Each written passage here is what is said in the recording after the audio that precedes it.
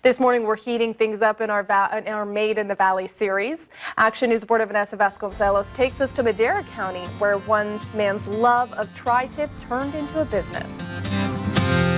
Business is smoking hot for Garths custom barrels, literally. It all started with just getting a taste of smoked tri-tip. Garth Richards has transformed his Madera Rancho's garage into his newest side business and hobby, custom smokers.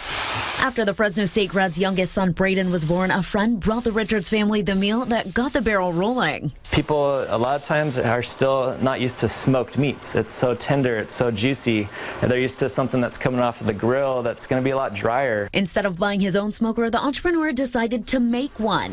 It definitely was a process. It didn't just come easy the first time. There's a lot of trial and error, figuring out, what was going to work. The process takes anywhere from a few hours to a few days, depending on the weather. After acquiring and polishing the barrels, it's on to drilling for the rods and air intake. Then comes the fun. You can customize it for a sports team, for instance, or we've got a Star Wars barrel in the garage right now. It's just a unique thing to be able to actually create something for the person that is to their interests. Depending on where your imagination takes you, barrels can cost anywhere from $150 to $300. These barrels can either hang meat in bulk, or you can cook one piece of meat for your family.